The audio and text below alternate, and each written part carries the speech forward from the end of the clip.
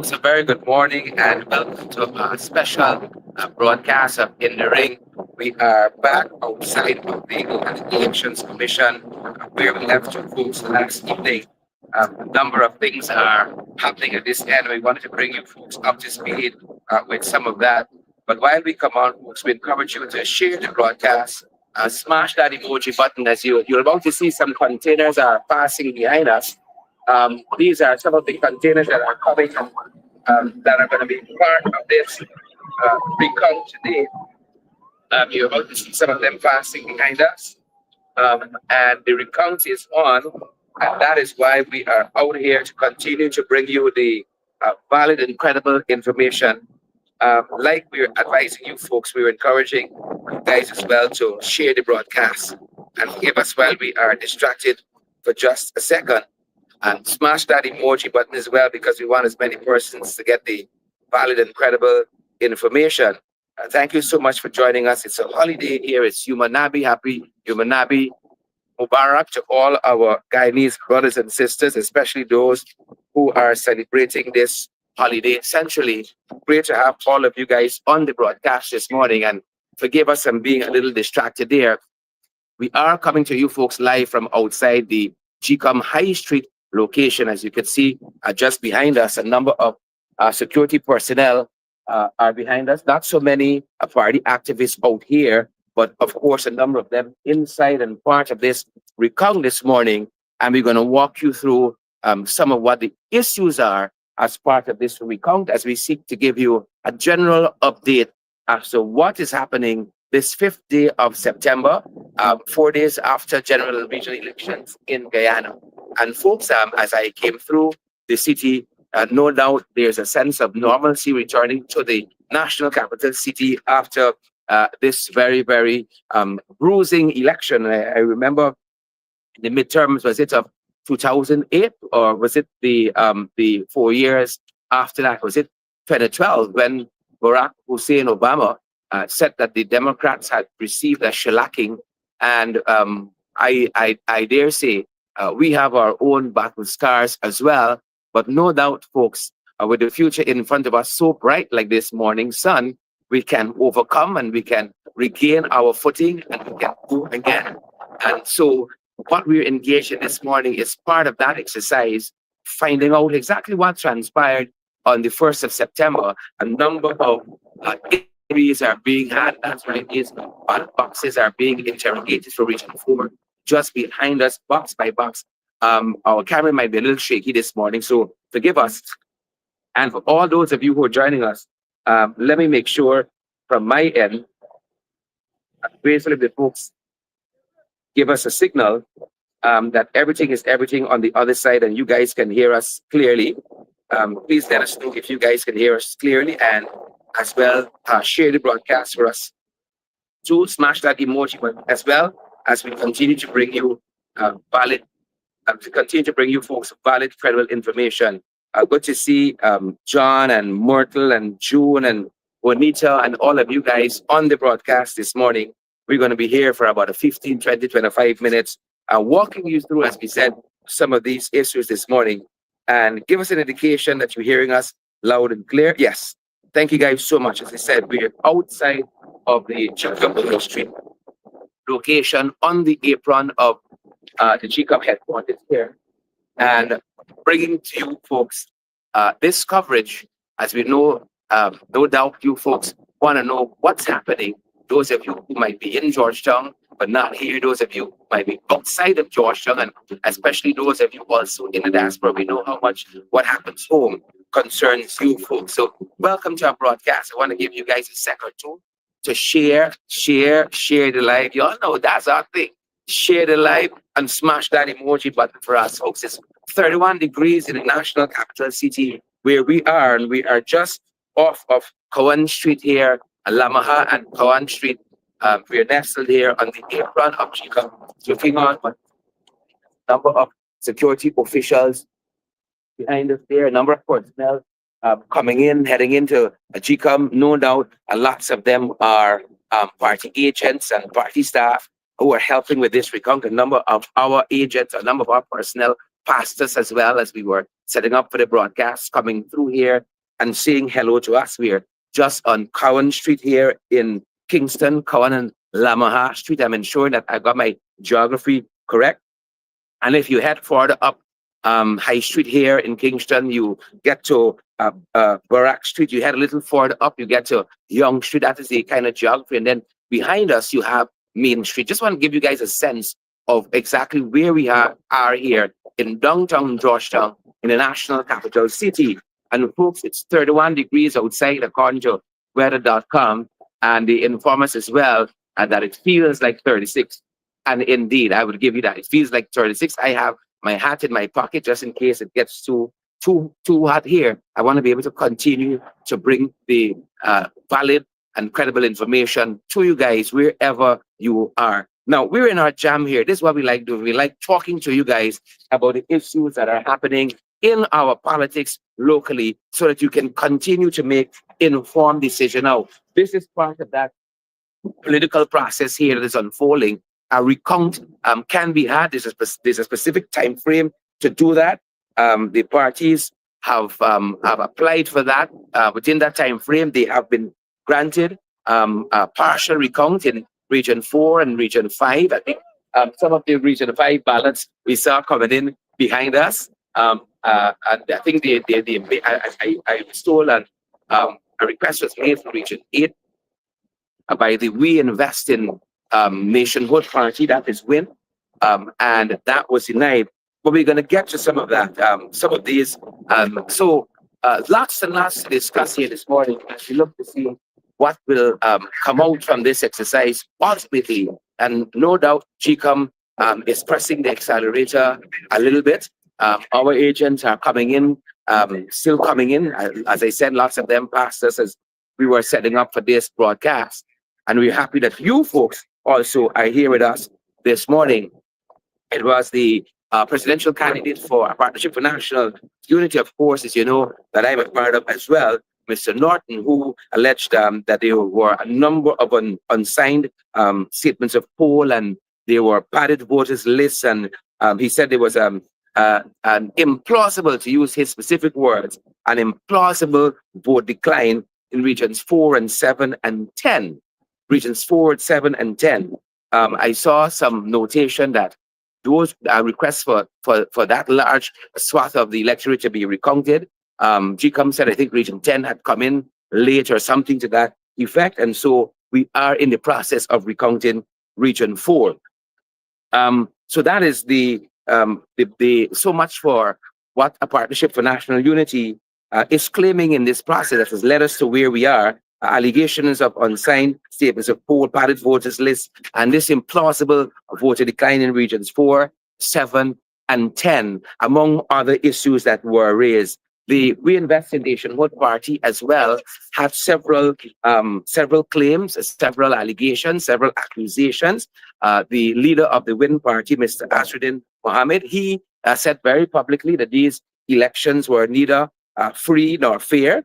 He cited as well missing statements of poll, ballot box tampering. He said that voting by foreign nationals is also a part of the argumentation of the We Invest in Nationhood Party. He criticized the use of state resources as well by the PPC, and all of that forms the catalog of complaints that has led us to September 5th and this recounting of the votes from Region 4 in particular.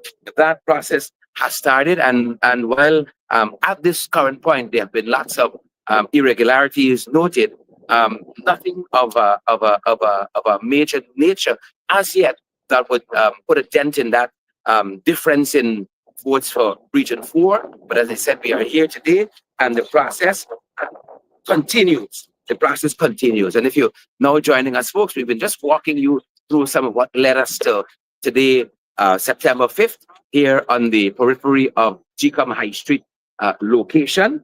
And GCOM has complained for its part overnight.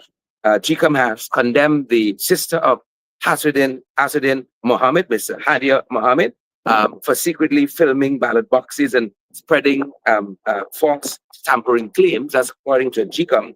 Those are their allegations, and the government as well, we saw pushing back in the person of PPP. Kwame McCoy, saying that Hadia Mohammed was coordinating a disinformation campaign. I'm just giving you some of the signposts as to where we are in our political environment today. Just walking you through some of that. And as we are on the Mohammeds, we have seen some folks call it a drastic shift with the US government initially saying that they would find it difficult to deal with a sanctioned individual. And we saw almost overnight some walking back of that.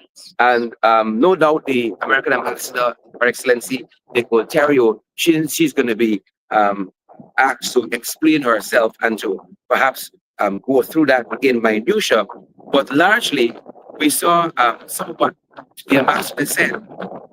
We're showing investors that Guyana remains open for business, even though she said initially they would have been very, very challenging, and some investors might be turned away, having to deal with a sanctioned individual as part of the government. The opposition is a part of the government. And going on to say that the US would work around any sanctioned MP, encouraging other legislators instead, working with other legislators instead. And is that going around that? It's not very clear how they intend to do that. Ambassador Ontario went on also to emphasize that sanctions are financial and do not prohibit policy engagements. Now, all of this is what we are wading through and trying to make a sense of. And then when we get into the fact that a lot of the local banks have pulled back from the Mohammeds and their agents, lots of their supporters as well, and persons who were part of the core team, closing several bank accounts, that is also to be dealt with. And of course, as you know, the US Embassy has since said that I think it was the Carter Center in their pre-election statement said that some of the banks were over implementing those sanctions. And so all of this is what we are wading through as the banks locally sought to avoid potential exposure. And then there is this is the whole debate now that we have to engage in. Folks, for all intents and purposes, Guyanese at home and abroad, we are in some very, very uncharted territory. Some very, very uncharted territory. So do not expect the normal. We are in very, very uncharted territory as a nation, but I continue to maintain that the future remains bright for all of us. There are tremendous potential to regain our footing as a partnership for national unity, especially to regain our footing. But we have to seize the moment and to do that. We have to seize the moment and to do that. And I know in the days ahead, there'll be lots of closed door meetings, and we will engage the public as we must do to move this process forward on what and how we're going to be doing things a little bit differently. But this is where we are. A new day is dawning for our country, a new dispensation, and we have to get up to speed and to get with it and stay ahead of the curve. For those joining us, we are on the apron of the Ghana Electoral Commission, the High Street location. We're just off Burke Street here in Kingston, or rather, we just off Cowan Street here in Kingston, and wading through some of the issues in the retail politics today here in Guyana. A number of our agents are approaching us and are going to be passing by, heading in, no doubt, to give support, heading closer to where these barricades are, just behind. Just let me come on the other side, just behind the scene.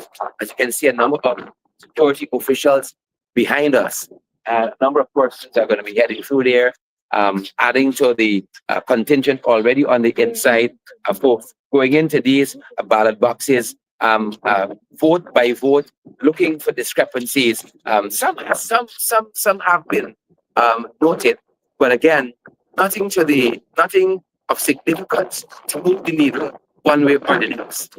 Let me just put it that way: nothing of significance as yet to move the needle in any direction. And so we've been talking a little bit of how we got here and some of the implications of this new dispensation dealing with Ashridin Mohammed as an incoming member of parliament if he chooses to come to the National Assembly. dealing with his party as part of that catchment there, and perhaps also looking at some of what the United States ambassador to Guyana has been saying concerning working around sanctioned individuals. Now, more specific to this recount that is unfolding behind us, as I said, we are in the process of recounting Region 4, or as you say, sub-district Region 4, and parts of Region 5. Region 5 has over 150 ballot boxes, and I think I saw GCOM stating that about 77 of these ballot boxes are going to be examined. And so that is what brings us here. And no doubt they are going to be making a declaration soon after that process is completed.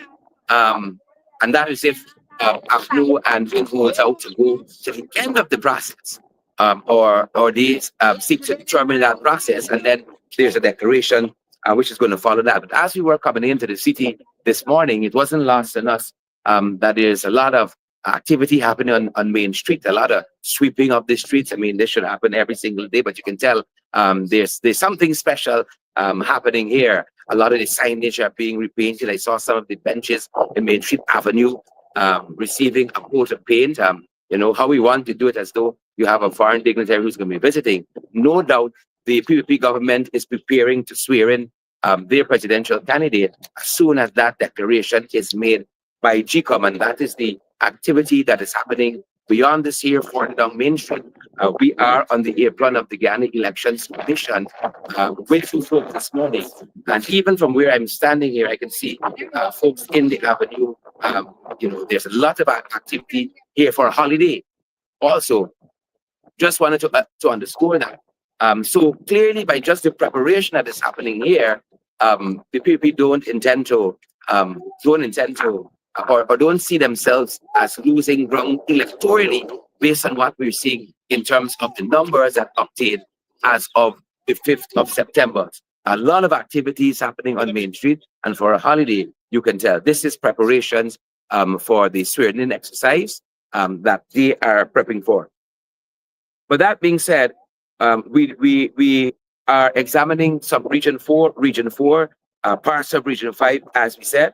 A number of the observation missions locally and internationally, especially, have been wading into this. I noticed the Private Sector Commission had a press conference with the Georgetown Chamber of Commerce representatives. They have made their pronouncement, but not nearly as in depth. Very disappointing. Very disappointing. Not nearly as in depth as the Commonwealth. Not nearly as in depth as the European Union and the Carter Center, and then we have had CARICOM as well. Very, very in-depth statements and analysis and methodology by these organizations, and the local private sector not coming even close. I would hope that the private sector submits a report, an official report of their observations and their own methodology. All of the other observer missions, the international observer missions, could tell you how many observers they had, how many polling stations were examined, what were their findings and all that. So I would expect a very, very formal report from the Private Sector Commission. Even though we've been doing our own research and couldn't find any official report from the private sector, even though they want to make a lot of pronouncements, that we hope that happens. Folks, again, as we are here outside of GCOM, looking at the recount operation here for Sub-District 4, there are 25 workstations, we are told, and a number of persons attending of those workstations. We are told that the Organization of American States as well, who had a press briefing on its post-election preliminary findings. That OAS mission is also monitoring this recount exercise here as well, that is happening at the GCOM High Street location that is beyond us there. As you can see, a number of police personnel, a number of security personnel just behind us there, just in front of that barricade, a number of police personnel. As we wade you through some of these issues. I want to go back a little bit to what we talked about misinformation and the accusations that were leveled against Hadia Mohammed. I hope I'm pronouncing her name right. And apologies if I am not. The Guyana Police Force as well, just wanted to stick this in, has come out urging citizens to ignore social media rumors of tampering and warn that attempts to incite unrest could face legal actions. Just wanting, just wanted to state that there. But where I want to spend some time this morning is on the observation of um, our international observer mission. I wanted to share some of that with you this morning, and it's not only for 2025. These observer missions have reported on their observations for the 2020 general and regional elections. And folks, it's quite sad that when I engaged members of the European Union quite recently or cross paths in Latam, representatives said not a lot of those recommendations, the plethora of recommendations, not a lot of them have been implemented. I think from the dozens of recommendations that they had made in the 2020 report, about three, they saw semblance of implementation by GCOM. Now that's very sad. Largely, when you combine all of the recommendations from the 2020 election, I don't think more than five were implemented. And part of that is what has us out here today. Part of that, because not much has been built into the system that improves the system with integrity so that all stakeholders can be comfortable. So I just wanted to walk through just very briefly some of what they have mentioned in their 2025 report. And I know the folks in the studio are going to help us to just go through some of that very quickly. Now, this is a lot, and we just pulled a couple of the major points here. All of them, almost verbatim, they are repeated in their 2025 preliminary findings because the status quo remains. Because the status quo remains, and I'm gonna walk you through just a couple of them. One, for instance, is the thanks guys. If you can come back to us, we'd be grateful. As we said, a number of observations there from the 2020 elections, from these observer missions, the Commonwealth, the OAS, the Carter Center, a number of observations from the CARICOM scrutinizing team, a number of observations from the EU that have gone unimplemented. They haven't even got to the level of discussion at the Commission. As you know, the Elections Commission even refused to give a review of the 2020 elections. And so I really want to touch on, let me just find myself in my notes, some of those concerns that these observation missions, and they're valid concerns. Again, I chose to touch on these and not our own observations as political parties, because these observation missions are independent. I'm not going to say should be independent. They are independent. And so what they say ought to have much more veracity than what I might see as an individual who is observing this process. Right? It should have more weight, it should have more bearing. I'm just trying to find myself in my notes, folks. I've encouraged all of you who are viewing us to share the broadcast so that we can continue to bring the valid, credible information to as many persons as possible. Now, I'm going to walk you guys through some of them as we head up to the half-hour mark on our broadcast. They talked about the perceived bloated nature, of the voters list. Now, these are arguments that the combined opposition have been making for the last 5 years. And the PPP are on record in 2015 as saying they want to clean up the list, but abandon that idea once they assume the corridors of power in 2020. So that was a concern for the international observers. The presence of dead persons on the list as well. That was a concern for the observers, right? The inclusion of Guyanese residing overseas, they raised that as well. There are so many. So I'm not going to delve into all of them. The inclusion of Commonwealth citizens residing in Guyana. Right? One of the observer missions said they could not say how many Bangladeshis, how many other Commonwealth citizens were residing in Guyana to be able to match that against the numbers who may have voted. Right? That was raised as a concern. The absence of recent and reliable population data. Who remembers the 2022 census that has cost this country over $2 billion, and we are still yet to get the results of? Sorry, thank you very much. Sorry. Yes, that cost us $2 billion. Somebody being very kind to me. Where is that census? The observer missions raised it as a concern. The absence of recent and reliable population data. The lack of political will for transparency. Now, this is a big one. This is a huge, huge observation. And as I said, my regret is that the Georgetown Chamber of Commerce and the Private Sector Commission skipped all of these issues. All of these issues. And one wonders why. I mean, we really know why. But like a teacher who knows the answer, you still got to ask the question. One wonders why. Right? The absence of recent and reliable population data, the lack of political will for transparency. And then they noted also technical, legislative, and administrative channels. Folks, I'm going to hear you all, so you're going to go back a little bit. Yeah, thanks. Technical, legislative, and administrative channels. Technical, legislative, and administrative challenges also pose a concern.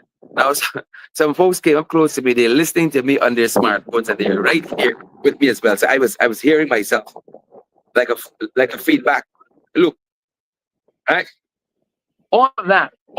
But I want to be clear too, because the Carter Center, for instance, said that they didn't have any evidence of manipulation of the bloated voters list. The Carter Center in particular said that, and I owe it to journalistic integrity to state that as well.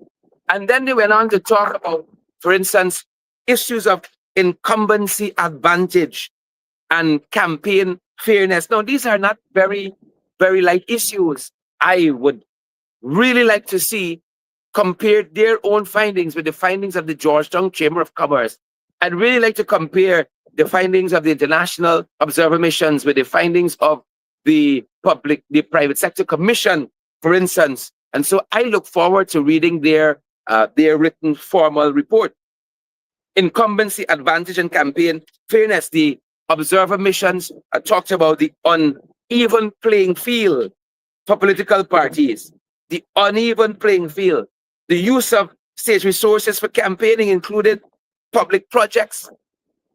The use of public projects for campaigning, hospitals, school, roads, and bridges, inaugurated in parallel campaign activities. All of this was raised by the international observers. Did you know? And that is why we encourage you folks to share the broadcast as we continue to bring you valid, credible information. Use of state resources for campaigning. Disproportionate coverage by state media. That was another big red flag. The disproportionate coverage by state media. Another issue covered by the international observation missions. This is the Carter Center. This is the Carter Center. This is the Commonwealth. This is the EU. This is the OAS, raising these multitudes of matters here. It goes on. It's a very, very comprehensive preliminary report. The lack of they talk about, for instance, the allegations of intimidation, right? Allegations of intimidation against public sector workers, local business owners, civil society groups, and community members who feared losing employment or opportunities for not supporting a particular party. Of course, listen to PPP. We're not making this up. This is contained in the preliminary report of the International Observer Mission. Very, very in-depth analysis, limited access to public venues for candidates, limited access to public venues for candidates, and administrative actions affecting campaign freedom. All of this is stated here. And then they go on. You think they stop there? If you're now joining us, we're just discussing some of what has brought us on the periphery of the Guyana Elections Commission. Just discussing some of what has brought us on the periphery of the Guyana Elections Commission headquarters today, and some of what precipitated this recount here as well for Region 4. Again, the observer missions, these are the International Observer Mission, go on to talk about, as I said, lots and lots and lots of these issues here. Limited access to public venues, lack of transparency and accountability in campaign finance. They raise the issue of blurring of the lines between state and party, which disadvantages voters and compromises the level playing field. Right, with the current law being silent on these issues, hence I said they have recommended a number of legislative reform as well. And then with GCOM itself received attention from these international observer missions, right? And while we touch on some of what the missions have said, about the GCOM per se and other aspects of our electoral process, I want to touch also on the fact that we have had a GCOM chairman who has been pretty much absent from this entire process. A GCOM chairman who has been pretty much absent from this entire process. Where is Cladit Singh? Where is Cladit Singh? The last time I saw the chairman at a GCOM briefing, it was, I think, August 25th. 10 days have gone by, and we have not heard from the GCOM chairman concerning these elections. Doesn't that bother anybody? I'd be eager to know what the international observers think about that. The chairman of GCOM has a critical position. Who then is making some of these decisions behind us here at the GCOM headquarters? So in talking about GCOM, the International Observer Missions talked about also about that there's a significant deficit of trust in GCOM. You wonder why? If the chairman goes AWOL, absent without leave, the chairman goes missing in action, MIA, you wonder why people have a significant trust deficit with GCOM? This is what the international observers point out in their preliminary observation report. A significant trust deficit with GCOM. They go on from there. The need for greater transparency in the electoral administration. Greater transparency. They think it's much too murky. That is part of their observation too. They said GCOM's decision, the current composition of GCOM, top heavy in the politics. Top heavy in the politics. The international observers, they got an issue with that. They point that out as a concern. Again, this is the Garda Center, whose pre-election statement caused a lot of angst with the powers that be. This is the Commonwealth. This is the European Union delegation. This is the OAS. This is CARICOM. We just aggregated some of the concerns here as we briefly walk you through. For those of you who know, following the Recount activities here on the periphery of the Guyana Elections Commission, they have started to count Region 4. We are told that Region 5 is going to be included as well. And while we were on one side of High Street here, further down Main Street, there are preparations for the swearing in of the president of Guyana. That is happening here as well. There's a lot of flurry further down Main Street. So let us continue. I really wanted to bring you guys up to speed with some of what these observer missions have noted. And even as I'm talking about that, the EU delegation vehicle is about to pass me. Right? So they've raised this issue of the current composition of GCOM. They went on to talk about also decision making heavily influenced by political polarization. The observer missions say this, right? GCOM's decision making heavily influenced by political polarization. That is the observer mission preliminary report. They went on to talk about inconsistent public communication from GCOM. Another GCOM container is about to pass us. Another GCOM container. Let me come to the other side so you have a good view of it when it passes us. Inconsistent public communication from GCOM. Voter education is very, very poor. I was about to add a P word in front of that, but I want to be kind. And I want to be sensitive of your public consumption on this holiday. Right? Inconsistent decision making, inconsistent communication. Well, I just told you that the GCOM chairman has been absent for the last 10 days. She has not been communicating with the public, period. Here comes our container. Take a pause.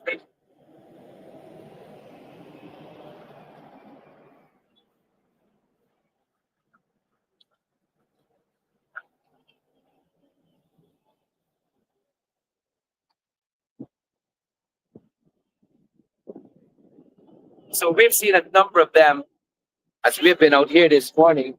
This could be the fourth or fifth container that has come by since we're out here. I've no doubt bringing those ballot boxes into GCOM. Inconsistent public communication. There is where we stopped last in telling you some of the concerns that have been raised by the international observation missions. This is the OAS, the EU, CARICOM, the European delegation, the Carter Center. They talked about the lack of support for a substantive legal advisor. One wonders why. Remember when the Attorney General, a candidate for the PPP, was advising GCOM? Do you remember that? Could we get fair elections out of that kind of situation there? The observer missions raised that as an issue as well. They raised it as an issue. Independent.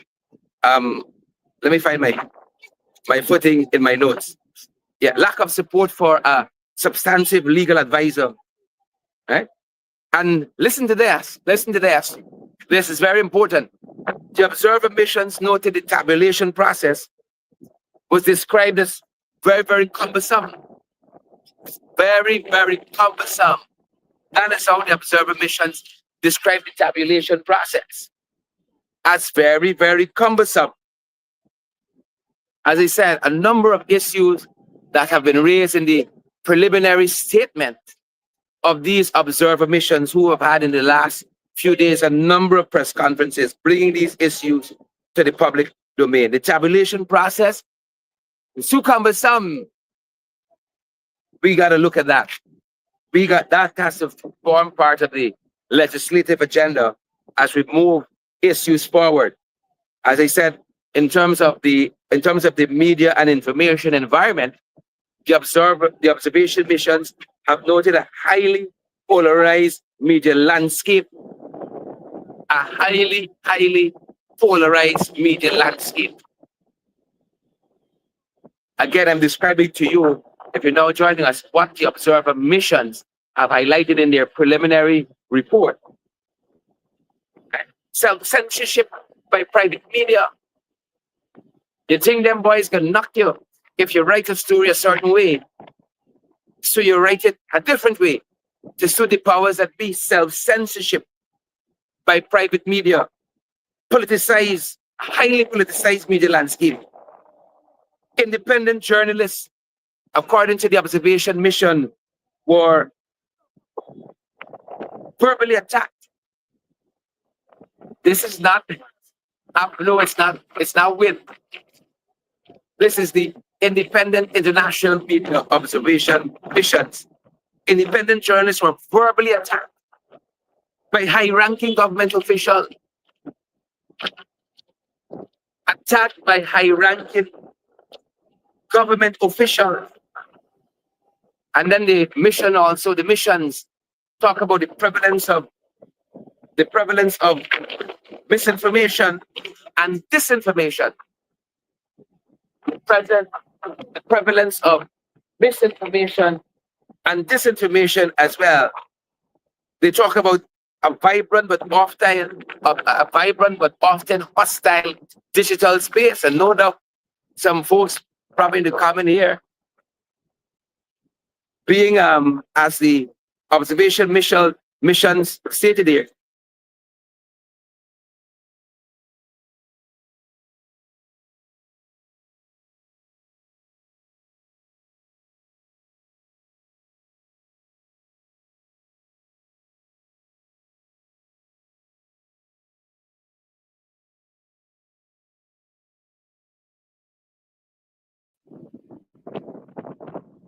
Thank you guys. Hostile.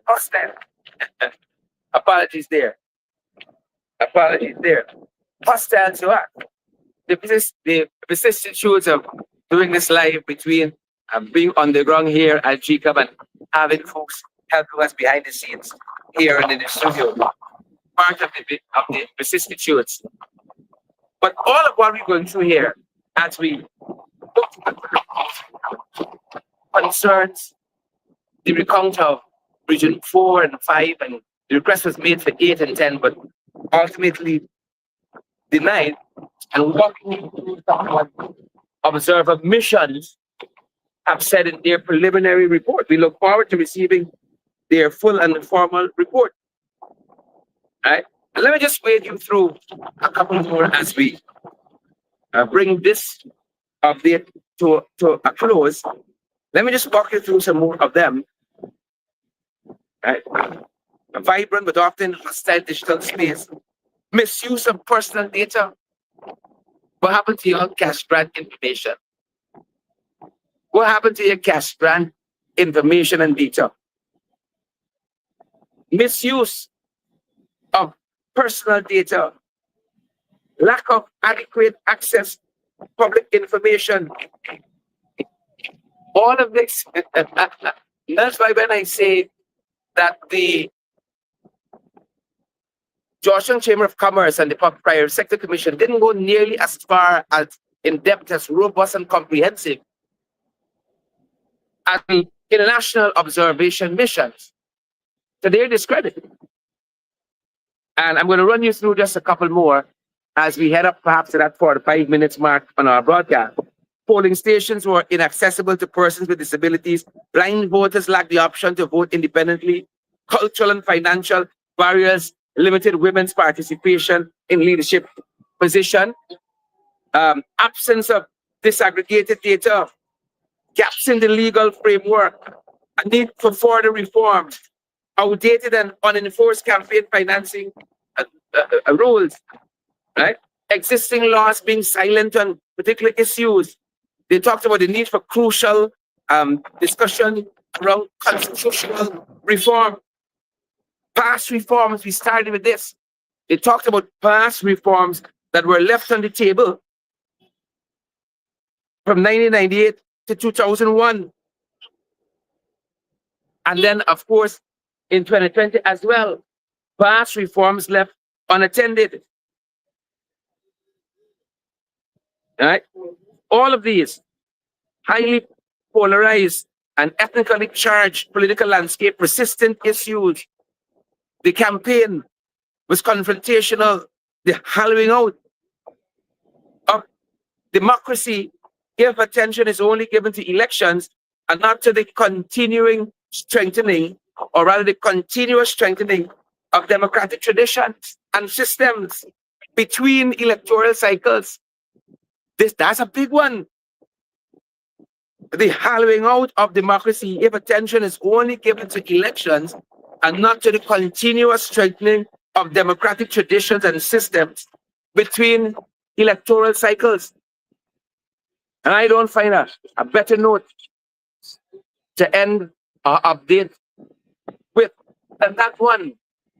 Knowing that election is not just about putting an X and putting a piece of paper in a ballot box. It's more comprehensive.